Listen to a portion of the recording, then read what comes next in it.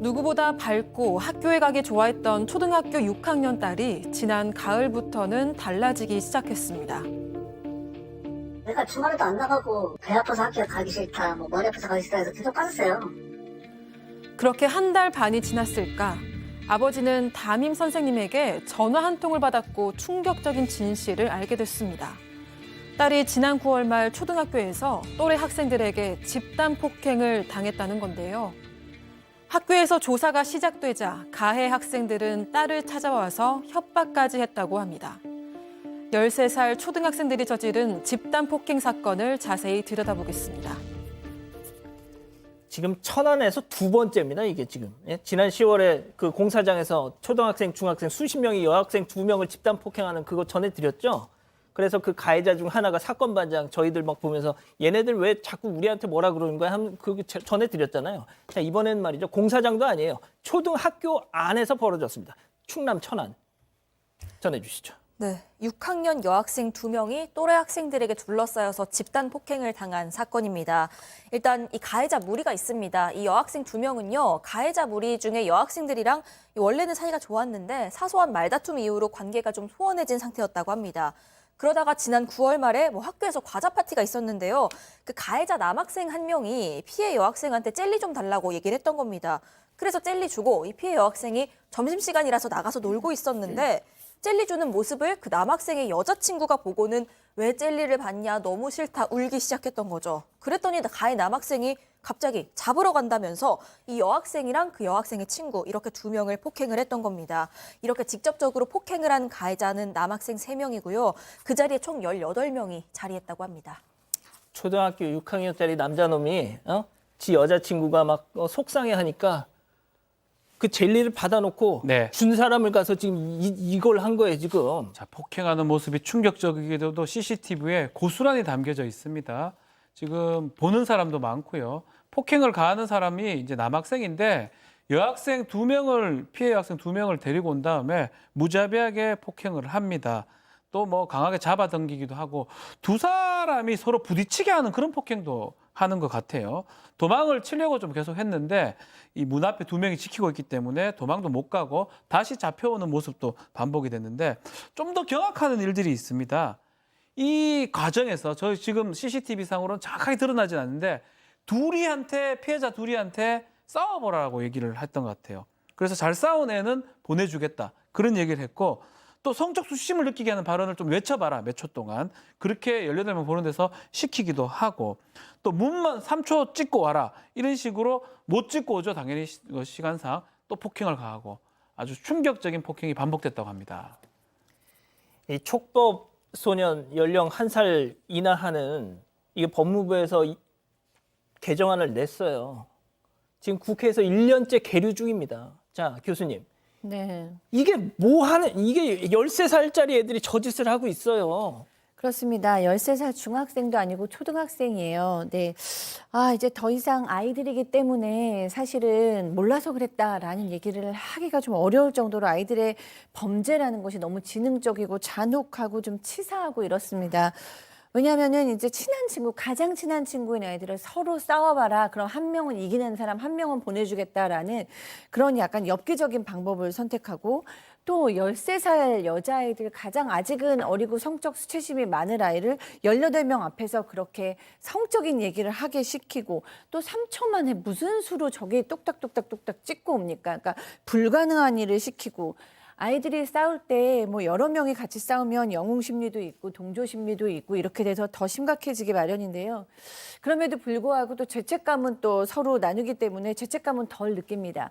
이런 문제들이 좀 안 그래도 심각한데 이렇게 남학생 3명의 여학생들까지 합쳐져서 이렇게 연약한 여자애 2명을 집단으로 괴롭혔다는 문제에서 이 당사자와 부모님이 겪는 고통 상당할 것 같습니다. 촉법소년 연령 1살 낮춘다고 그게 되냐라고 지금 하시는데 그 1살 낮추는 것도 반대하는 사람들이 워낙 많아가지고 지금 계류 중이라니까요. 이 나라에서. 예? 자, 그런데 말이죠. 팀장님. 한 달 반이 지난 뒤에서야 드러났다고요? 그렇습니다. 9월 27일 날 집단 폭행을 당했는데 실제적으로 피해 여학생들이 같은 학교 학생이기 때문에 학교 출퇴 돌아다니면서 또 가해자들을 보게 되면은 가해자들한테 폭행을 당할 거 아닙니까? 그게 두려웠던 거예요. 그렇기 때문에 담임 선생이나 아니면 학부모한테 말을 못하고 숨기고 있었던 건데요. 가족들에 의하면은 그 두 여학생은 폭행 이후에 뭐 주말에 어디 나가지도 않고 집에 꼭 있었고 또 그리고 친구들도 안 만나고 또 걔는 이제 아파서 학교 안 간다고 그러진 않나 머리가 아파서 안 가지 않나 이렇게 핑계를 대고 학교를 안 가려고 했던 거예요. 그러니까 무슨 말이냐면 학교 가면 아이들한테 피해를 볼까 봐서 학교를 가기 싫어했던 거죠. 그러다가 11월 9일 날 그 피해 여학생이 친구들 사이에서 왕따를 당하는 분위기뿐만 아니라 졸업할 때까지 계속 왕따를 당했구나. 이거 너무 힘들다 생각해가지고 담임 선생을 만났습니다. 이 담임 선생을 만나가지고 자기들이 그 가해자들한테 집단 폭행 당했다는 사실을 다 털어놨어요. 그러니까 담임 선생님이 깜짝 놀래가지고 그걸 들은 다음에 부모들, 피해 부모들한테 이 사실을 그대로 전달했던 것이죠. 얘네들의 행위가 어딜 봐서 이게 애들이냐. 이 성인 범죄를 그대로 정말 따라하고 있다는 거 지금부터 전해드립니다. 이 13살 가해 학생, 초등학교 6학년짜리들 피해자를 만나 협박했습니다. 체크포인트 짚어보죠. 야, 없었던 일로 하자. 이게 대체 무슨 얘기인지 피해자 아버님 얘기 직접 들어보시죠. 우선 그 남자애들이 와서 없었던 일로 하자. 합의를 보자 이렇게 했고 그게 협박이죠. 그리고 여자애 2명. 걔네들은 나도 너 협박, 나도 너 신고할 거야. 그러고 막 쌍욕을 하고. 근데 다른 그런 거죠. 뭘 신고해? 내가 한 게 뭐가 있는데. 난 겁날 거 없다. 이렇게 되는 거고. 그 후에 막 지 친구들끼리 무리 가면서 그 피해자 2명 지나가면 막 쌍욕을 하고 손가락 욕을 하고. 자, 이 기자. 네, 지난달 9일에야 담임 선생님한테 알리면서 이게 조사가 시작이 됐습니다. 이렇게 가해자들 조사가 시작이 되니까 피해자들 측 주장에 따르면요. 이 가해 여학생들이 정문에서 피해 여학생들 하교하는 걸 기다리고 있다가 만나서 이 학폭조사 시작하니까 우리 이제 없는 일로 하자, 없던 일로 하자 이렇게 얘기를 했다는 겁니다. 그러면서 협박까지 합니다. 우리가 이 동네에 아는 언니들 많다. 너네가 어느 중학교를 가더라도 그 언니들한테 얘기해서 중학교 생활 내내 괴롭게 해주겠다라고 했다는 겁니다. 또 다른 가해 여학생들은 이 피해 여학생들한테 나도 너 신고한다고 얘기하고요. 학교에서 만나면 손가락 욕을 하고요. 이렇게 괴롭히니까 이 사실도 담임 선생님한테 알렸습니다. 그 협박했던 그런 부분 있잖아요. 이 협박하는 거 좀 문제가 되는 거 아니냐라고 얘기를 하니까 예. 학교 정문 밖에서 정문 앞에서 협박했기 때문에 학교는 뭐 할 수가 없다라고 하하. 얘기도 했고요. 가해자 이제 분리를 꼭 해야 되는데 그 분리가 일주일 정도밖에 안 되기 때문에 2주 후에는 피해자가 학교를 안 갔고요. 왜냐 무서우니까. 다른 사람들은 지금 학교 지금 가해자는 보내지 말아야 되는 거 아니야 하니까 걔들 교육권도 필요하다고 해서 학교를 좀 나오는 상황입니다.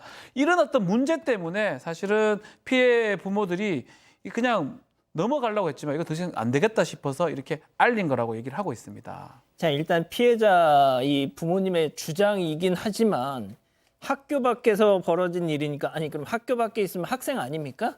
그러니까요. 말이 됩니까? 저 CCTV를 보고도 좀 그런 얘기를 할 수가 있습니까? CCTV가 다르게 어떻게 해석이 됩니까, 저게? 예. 저희가 학교 측의 사실관계 확인을 위해서 연락을 했는데 답신이 오지 않았습니다. 자, 다음 주 화요일에 학폭위가 열린다는데 피해 여학생 모두 저런 학교 어떻게 나가겠습니까? 벌벌 집에서 떨면서 그냥 고통스러워하고 있겠죠. 네, 저희가 그동안 학교 폭력을 경험한 아이들이 얼마나 고통스러워하는지 수없이 얘기했고 뭐 영화나 드라마라도 많이 나왔죠.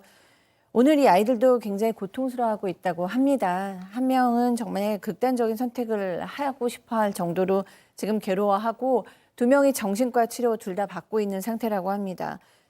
다음 주에 학폭의 결과를 기다리고 있고 또 형사 고소도 한 상태인데 지금 이 부모님 입장에서 가장 괴로운 건 뭐냐면 이 딸들이 중학교를 가야 되잖아요. 예. 그런데 결국 이제 저 동네에서 가면 저 가해자 아이들이나 가해자의 선배 뭐 이런 아이들이 다 동원돼서 또 괴롭힐 수 있다라는 거죠. 그렇죠. 완전히 학군을 바꾸지 않는 한 아이도 너무나 불안하고 이 보호자께서도 너무 불안하다라고 얘기를 하십니다. 그런데 결과적으로는 경찰이 이 폭행을 저지른 남학생 3명을 다 확인을 했어요. 그리고 촉법 소년이지만 조사가 끝난 대로 소년부 송치할 방침이라고 밝혔습니다. 아시다시피 내년 4월이 총선이잖아요. 이 촉법소년 연령 1년 이하는 이 법무부 이 개정안 만약에 아마 통과 안 될 겁니다. 예, 그냥 폐기될 거예요. 자동 폐기. 이 관련 기사에 달린 베스트 댓글 제가 하나 소개해 드릴게요. 이런데도 아이를 낳아야 됩니까? 내 자식 저런 것들한테 조리돌림 당하라고? 처벌도 제대로 않는 나라에서 무슨 출산을 하라고? 사건의 진실을 추적하고 싶다는 사반 가족분의 사연인데요. 궁금하시다면 사건반장 유튜브 채널을 구독해 주세요.